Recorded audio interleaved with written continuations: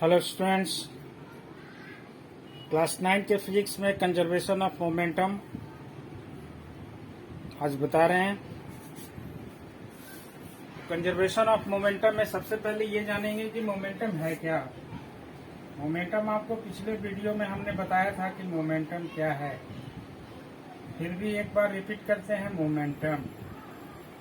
Momentum जो है product of mass and velocity, mass और वेलोसिटी का प्रोडक्ट को हम मोमेंटम कहते हैं। ठीक है, momentum equal to mass into velocity. मान के चलिए let mass of body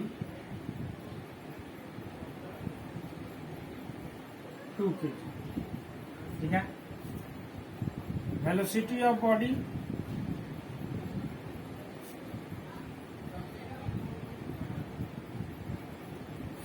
5 metre पर सेकेंड। तो मोमेंटम कितना हो जाएगा?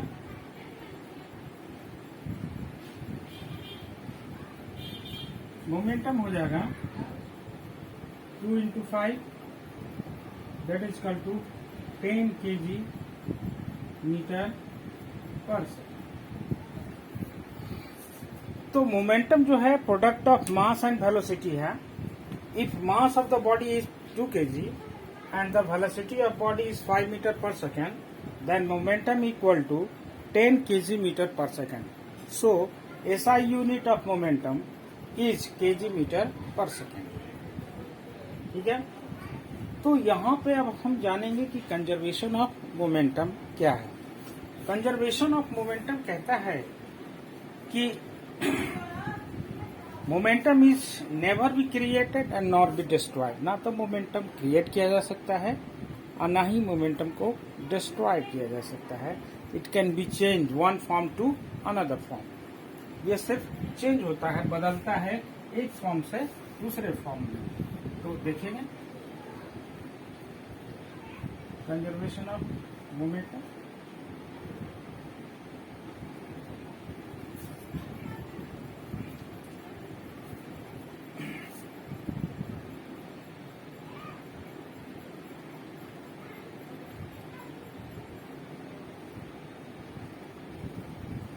Momentum is never be created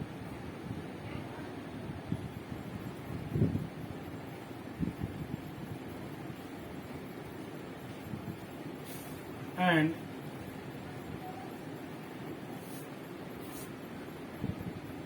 or nor be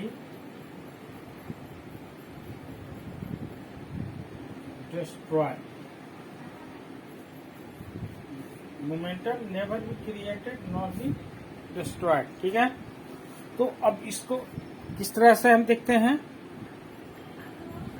According to law of conservation of momentum, when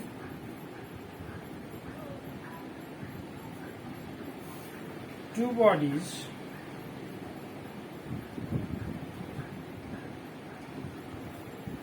act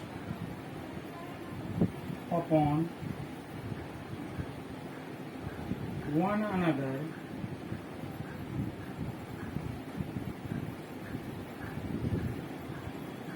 their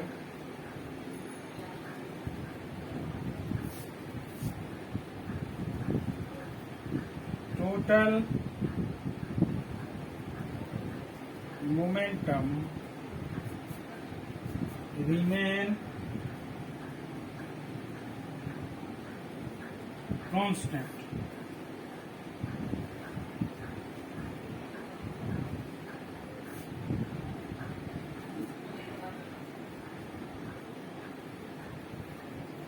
Provided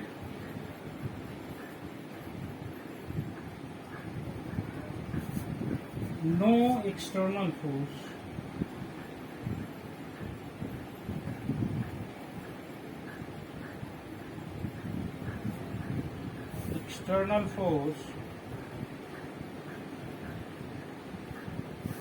are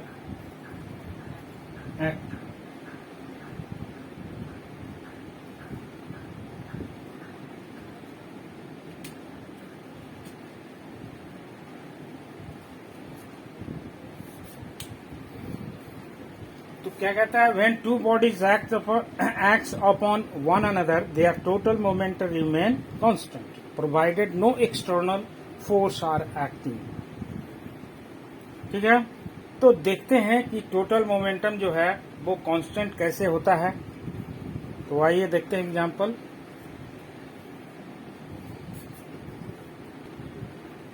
तो solution में देखेंगे, let two bodies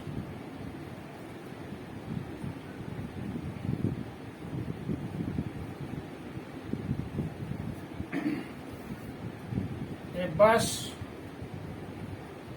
and a car moving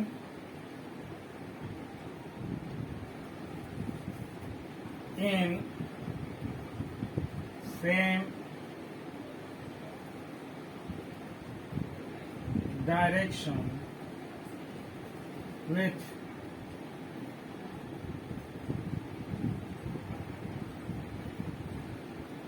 different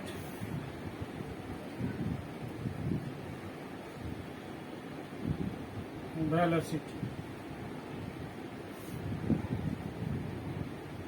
different velocity.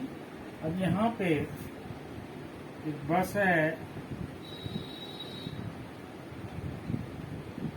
ठीक है,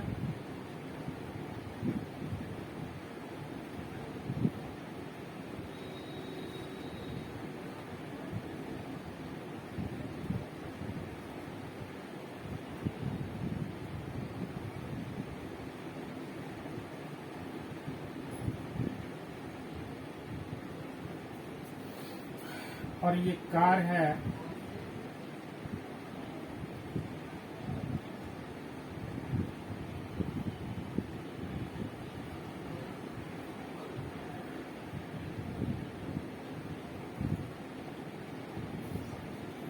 दोनों का जो मास है वो भी डिफर होगा। बस का ज्यादा मास होगा, कार का ज्यादा मास होगा। मान के चलिए बस है, इसका मास जो है m1, कार है, इसका मास m2। अब बस का जो वेलोसिटी है इसको आप u1 ले लीजिए, कार का जो वेलोसिटी है इसको u2 ले लीजिए। तो दोनों सेम डायरेक्शन में इस ओर जा रहा है विथ डिफरेंट वेलोसिटी। इसका मतलब ये हो गया कि इसका जो वेलोसिटी है वो 40 मीटर पर सेकेंड अगर हम लेते हैं और इसका जो वेलोसिटी हम लेते हैं वो 20 मीटर पर सेकेंड लेते हैं, तो दोनों का वेलोसिटी डिफरेंट हो गया। ठीक है, तो डिफरेंट वेलोसिटी से ये एक ही डायरेक्शन में बस और कार ट्रेवल कर रहा है। तो जाहिर सी बात है एक समय ऐसा आएगा एट ए शॉर्ट टाइम कि बस जो है कार के पास पहुंच जाएगा। जब बस कार के पास पहुंचेगा तो कार को पीछे से टक्कर मारेगा, हिट करेगा।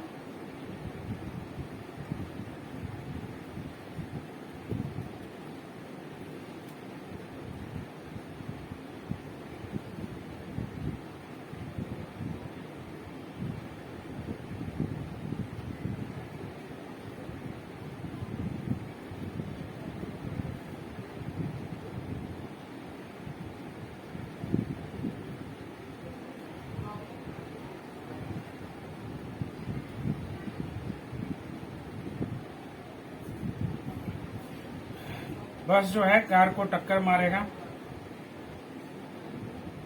जो कार को टक्कर मारेगा, जिस फोर्स से मारेगा, तो कार इसी डायरेक्शन में मूव कर रहा है और पीछे से इस पे जोर से टक्कर मारेगा तो क्या होगा, इसकी वेलोसिटी चेंज हो जाएगा, इसका वेलोसिटी बदल जाएगा। क्योंकि कार जैसे ही धक्का लगेगा, तो रनिंग कार है और रनिंग कार में पीछे से फोर्स अप्लाई होगा तो इसकी स्पीड और बढ़ जाएगी। तो इसका स्पीड जो है बढ़ के वो जो मान के चलिए कि वो 30 मीटर पर सेकेंड हो जाता है। लेकिन बस जो है टकराने के बाद इसके Newton's according to Newton's third law every action is equal to opposite reaction, उसके अनुसार ये कार जो है इस पे भी फोर्स अप्लाई करेगा। कार इस पे फोर्स अप्लाई करेगा। जब कार इस पे फोर्स अप्लाई करेगा तो इसका जो वेलोसिटी है वो घट जाएगी।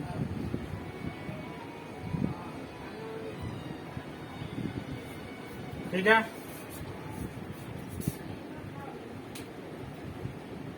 कार की वेलोसिटी जो है बस की जो वेलोसिटी है वो डिक्रीज कर गया और कार की जो वेलोसिटी है वो इंक्रीज कर जाएगा, है ना। तो यहाँ पे हम देखते हैं कि जो मोमेंटम है बस का, जो बिफोर कोलिजन टकराने से पहले बस का मोमेंटम क्या होगा, जो भी है इसका मान के चलिए कि अगर इसका मास हम 1000 kg लेते हैं और इसका मास हम 500 kg लेते हैं, तो बिफोर कोलिजन क्या हो जाएगा,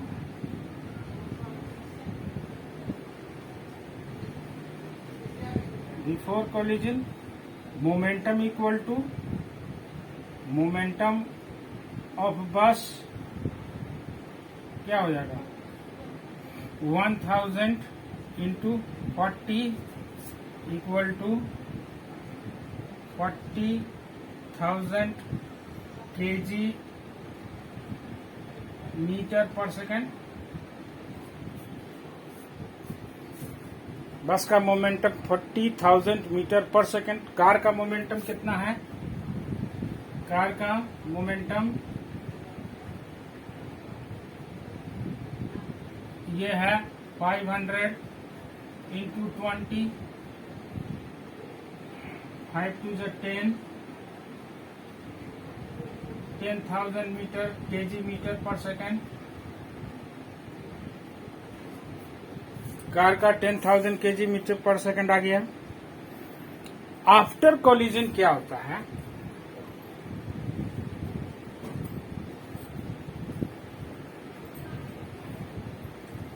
टकराने के बाद जो है आफ्टर कोलिजन मोमेंटम ऑफ बस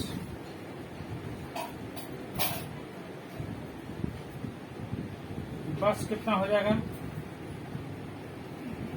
1000 मल्टीप्लाई कितना है 30, ये 30,000 kg मीटर पर सेकेंड।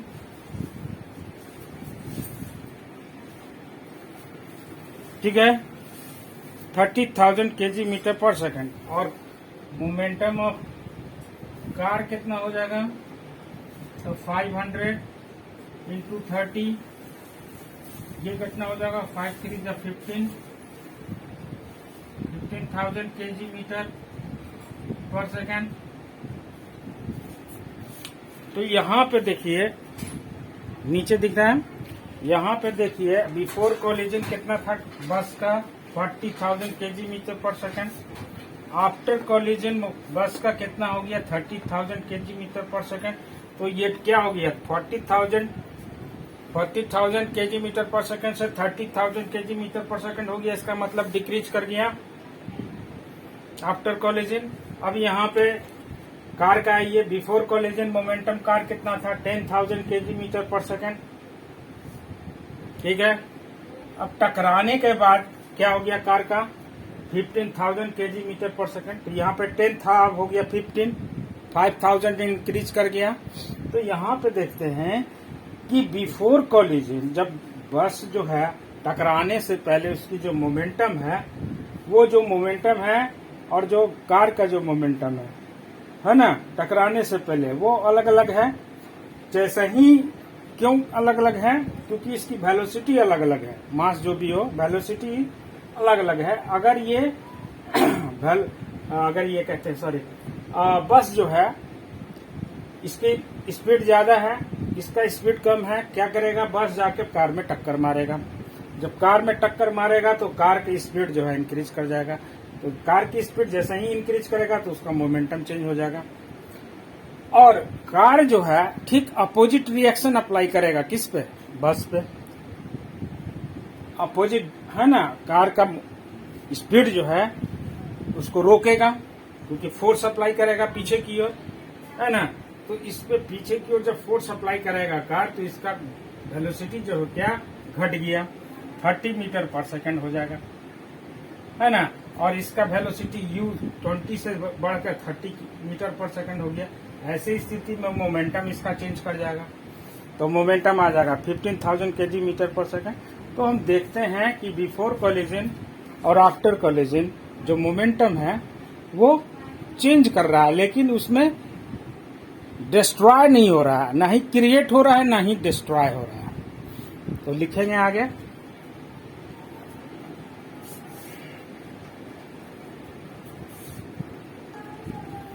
तो let mass of bus be m1 and velocity be u1.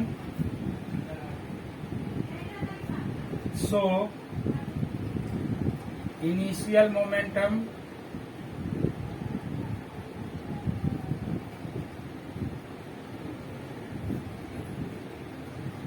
bus क्या हो जाएगा, m1 u1. Similarly, let mass of a car m2 and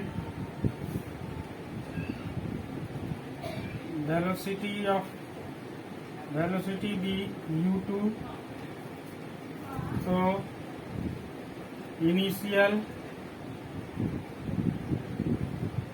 momentum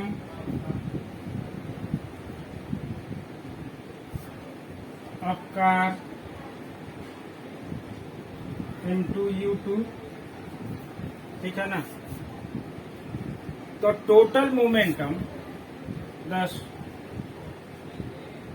total momentum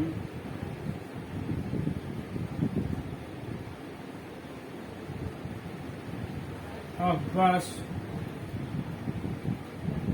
and the car before collision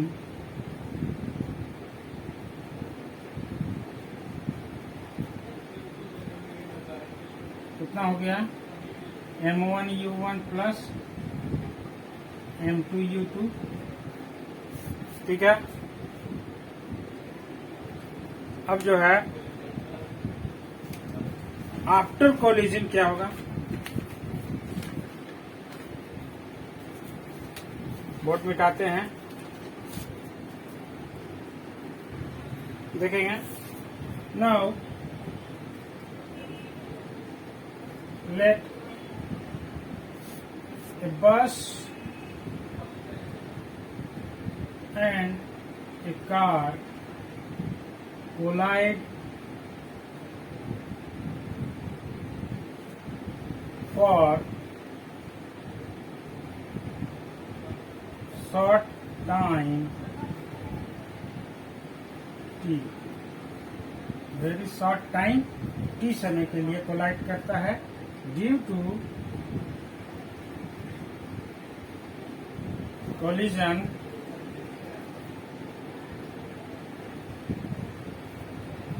the velocity of bus and a car will be changed. क्या होगा, velocity of car and बस will be change, बदल जाएगा, है ना। Let the velocity of बस is v1 and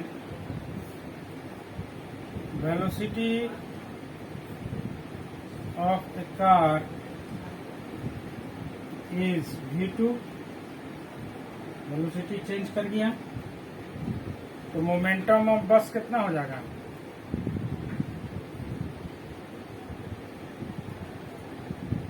momentum of बस m1v1, momentum of car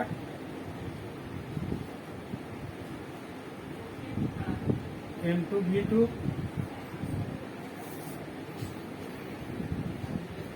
तो टोटल मोमेंटम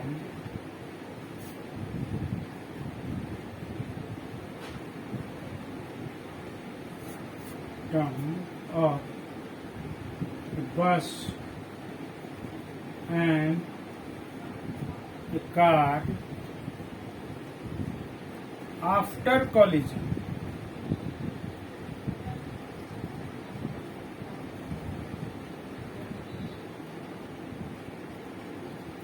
क्या हो जाएगा?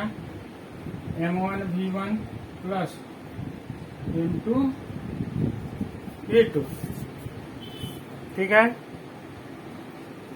तो आफ्टर कॉलिजन जो है m1v1 और प्लस m2v2 हो जाएगा।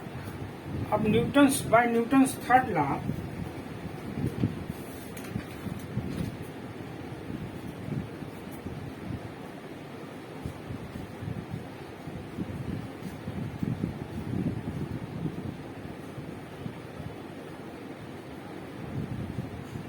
न्यूटन्स थर्ड लॉ क्या कहता है? Every action is equal to opposite reaction. तो इसमें एक्शन जो है बस के द्वारा कार पे किया जाता है और अपोजिट रिएक्शन कार के द्वारा बस पे किया जाता है। तो देखेंगे कैसे। ए बस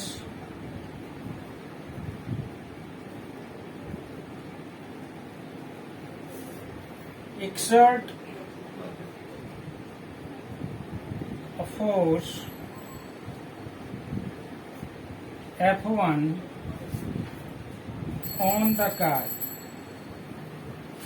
F1 फोर्स कार पे अप्लाई करता है, ठीक है, एंड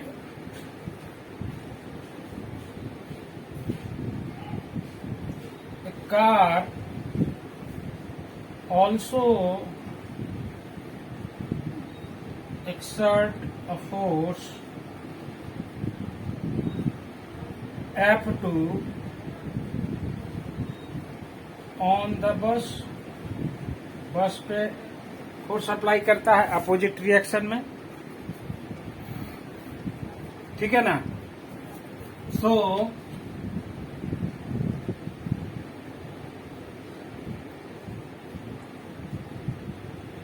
एक्शन and reaction,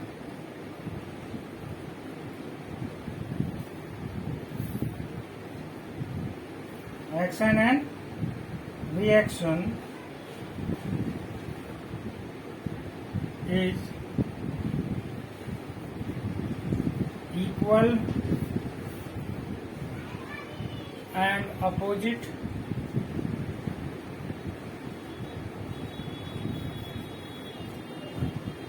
ठीक है।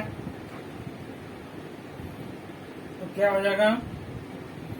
F1 equal to opposite reaction यानी F2 force on the bus यानी माइनस अपोजिट F2, ठीक है ना। F1 फोर्स एक्ट किया किस पे? बस कार पे, और F2 फोर्स अप्लाई हुआ किस पे? बस पे। तो माइनस में आएगा साइन क्योंकि opposite to the direction of motion ये लगाएगा, ठीक है। तो देखते हैं आगे।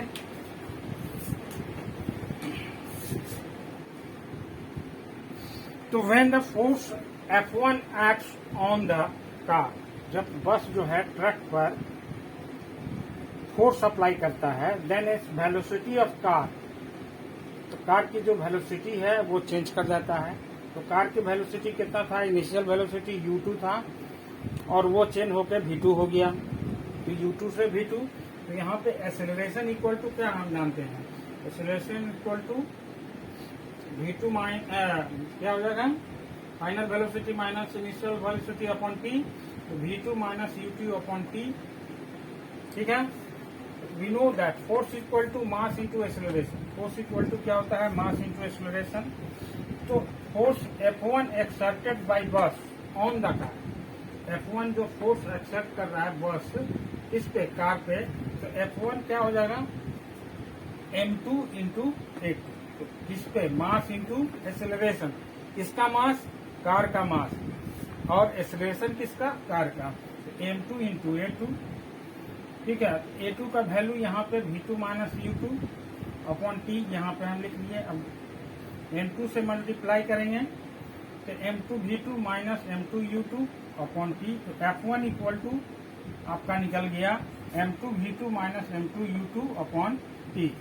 अब जो है दूसरा देखेंगे, जब फोर्स जो है अपोजिट टू द मोशन यानी रिएक्शन वर्क करता है तो क्या होता है, then the force F2 acts on the bus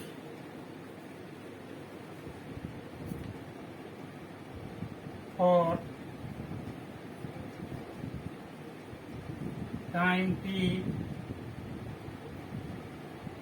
then the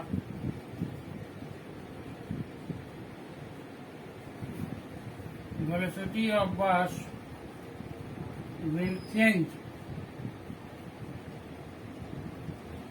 है ना, चेंज कर जाएगा। और क्या हो जाएगा, U1 टू V1, ठीक है। तो एक्सेलरेशन इक्वल टू क्या होगा, यहाँ पे देखते हैं, एक्सेलरेशन ऑफ बस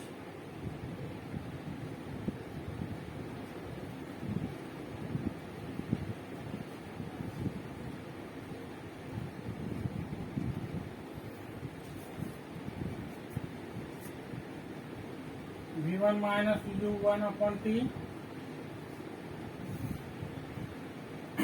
but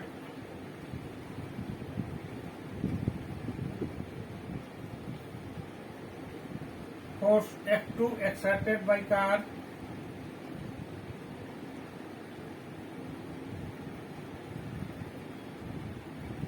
on the bus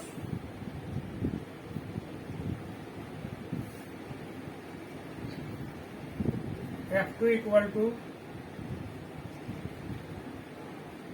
M1 into A1, ठीक है। M1 कितना हो गया, M1 है, A1 कितना हो गया, V1 minus U1 upon T, M1 V1 minus M1 U1 upon T, F2 equal to इतना निकल गया।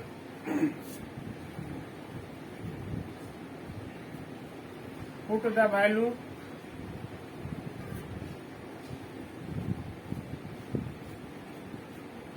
F1 and F2, F1 equal to क्या था, माइनस F2,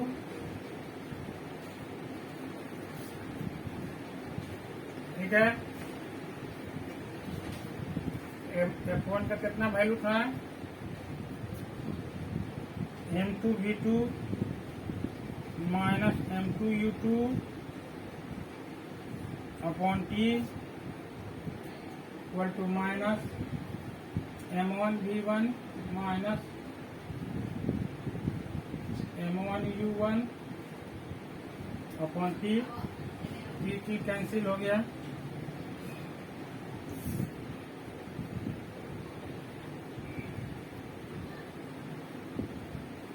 कितना हो गया, M2 V2 M2 U2 minus M1 V1 plus M1 U1। अब M2V2 और M1V1 एक तरफ कीजिए, तो इसको उठा के इधर लेके आइए, तो M2V2 माइनस है तो प्लस में हो जाएगा, M1V1 इसको उठा के इधर ले जाइए, M1U1 प्लस M2U2, ठीक है। अब इसको सीधा कर दीजिए, तो ये उठा के इधर, so therefore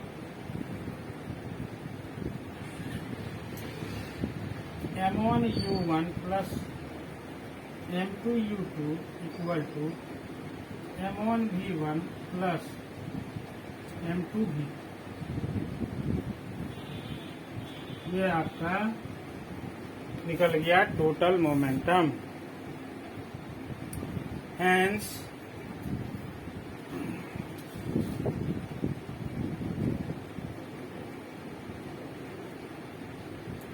total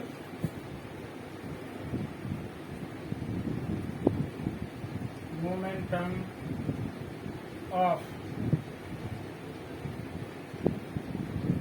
bus and car before colliding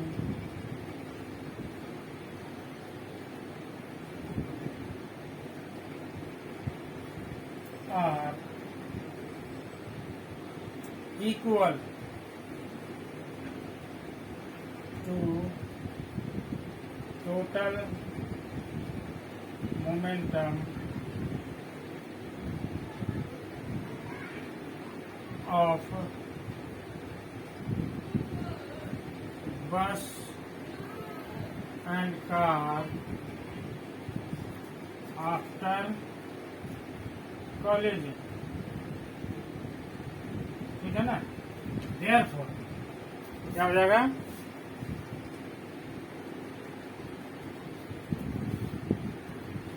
therefore 10 लिखिए, टोटल momentum before collision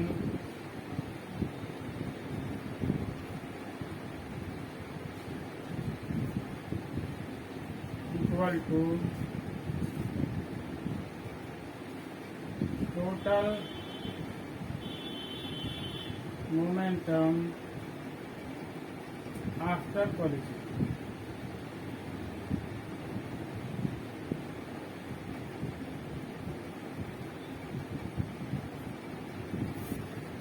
ठीक है। तो टोटल मोमेंटम बिफोर कॉलिजन बराबर हो गया equal to total momentum after collision. तो इस तरह इसका मतलब ये हो गया कि टू बॉडीज है ना remain constant, never be created nor be destroyed, ना ही तो क्रिएट किया और ना ही डिस्ट्रॉय हुआ, दोनों इक्वल हो गया, ठीक है। तो आइए देखते हैं नेक्स्ट वीडियो में दूसरा एग्जाम्पल।